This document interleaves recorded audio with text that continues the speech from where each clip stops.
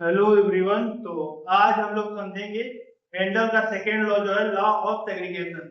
पहला लॉ हम लोग पिछली वीडियो में पढ़ चुके थे जो कि था लॉ ऑफ डोमिनेंस। उसमें हम लोग पढ़े थे कि पहली जो फर्स्ट जनरेशन है उसमें कैपिटल टी और स्मॉल टी आ रहा है, यानी टॉल जो है वो डोमिनेट कर दे रहा है डॉर्फ को, केवल टॉर्क ही हमें दिखाई दे रहा है। अब इस वीडियो में हम ये समझेंगे कि लॉ ऑफ सेग्रीगेशन में जब F2 जनरेशन यानी जो जब दोबारा क्रॉसिंग हो रही है तो उसमें डॉर्फ भी आ जा रहा है, दिखाई दे रहा है। तो कैसे, इसको समझने के लिए हमें लॉ ऑफ सेग्रीगेशन को समझना है। देखिए लॉ ऑफ सेग्रीगेशन का अगर हम डेफिनेशन देखें तो होगा गैमीट फॉर्मेशन के समय किसी जीन के दोनों एलील एक दूसरे से अलग हो जाते हैं और हर गैमीट में सिर्फ एक एलील जाता है। गैमीट फॉर्मेशन के समय किसी जीन के दोनों एलील एक दूसरे से अलग हो जाते हैं और हर गैमीट में सिर्फ एक एलील जाता है। इसे हम लोग यूनिट स्क्वायर के द्वारा समझेंगे। अभी इस डेफिनेशन को देख लीजिए।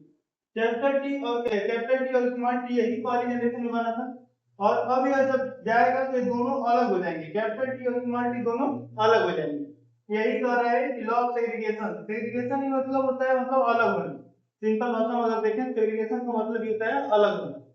अब आगे समझेंगे कि क्या कहना चाह रहा है लॉ ऑफ सेग्रीगेशन।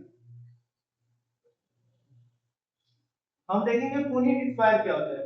तो पुनीट स्क्वायर में देखें तो क्या होता है, जो दोनों एलील हैं वो अलग हो, कैपिटल टी और स्मॉल टी।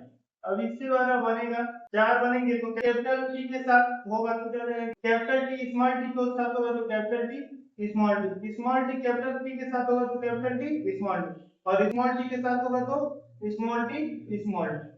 ठीक, ये हमारा होगा क्रॉसिंग। अब कैसे हुआ क्रॉसिंग इसे समझने के लिए देखेंगे, पहले दोनों को अलग अलग लिख लेंगे। ये पहले जनरेशन में बना था ना कैपिटल टी और स्मॉल टी, इसी को लिखे हम लोग दोनों को अलग अलग करके। कैपिटल टी इधर लिख दिए, स्मॉल टी इधर, कैपिटल टी स्मॉल टी। ठीक, यही है। तो उसके बाद हम लोग दोनों का क्रॉसिंग कराएं, कैपिटल टी के साथ गया तो capital T, capital T small T के साथ गया तो कैपिटल टी स्मॉल टी, फिर स्मॉल टी कैपिटल टी के साथ गया तो capital T small T, capital T small T के साथ स्मॉल टी। ठीक, अब यहाँ पर हम देख रहे हैं कि अब इनका हम रेशियो देखेंगे। तो ए क्या है तीनों, कैपिटल टी क्या होता है टाल होता है और कैपिटल टी स्मॉल टी भी क्या होता है टॉल होता है और स्मॉल टी क्या होता है द्वार। तो यही क्वेश्चन के लिए हम लोग इसी आंसर के लिए हम लोग इस लॉ को पढ़े हैं कि जब F2 जनरेशन में स्मॉल टी कैसे आ जा रहा है। तो यहाँ पे देखिए डॉट आ गया, जब स्मॉल टी का क्रॉसिंग हुआ तो क्या आ गया डॉट आ गया। तो अब इसे इसके हम रेशियो को पढ़ेंगे। देखिए रेशियो जो होता है दो प्रकार का होता है, एक फिनोटाइप और एक जीनोटाइप। फिनोटाइप में जो रेशियो होता है मतलब अगर साधारण भाषा में देखें फिनोटाइप जो बाहरी अपीयरेंस, तो बाहरी में क्या दिख रहा है कितने टॉल दिखेंगे।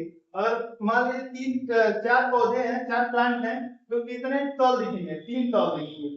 तो यहाँ पे तीन कर देंगे और एक क्या दिखेगा डॉट दिखेगा, तो यहाँ हम लोग कर देंगे 3:1 का रेशियो। अब दूसरा क्या करेंगे जीनोटाइप। जीनोटाइप मतलब जीन वाला रेशियो। तो जीन वाले में देखेंगे तो कैपिटल टी दोनों एक सेम मॉल है तो क्या हो जाएगा एक, और कैपिटल टी स्मॉल टी कितने हैं दो है तो हो जाएगा 2 और एक स्मॉल टी का ये जीन का बराबर है सेम है, तो ये हो गया इनका जीनोटाइप। इस तरह से लॉ ऑफ सेग्रीगेशन को हम समझेंगे। अब इनका हम रेशियो समझ लिए, फिनोटाइप जीनोटाइप समझ लिए, इन इसको हमें याद रखना है। ठीक, यहाँ तक समझ में आ गया होगा आशा है।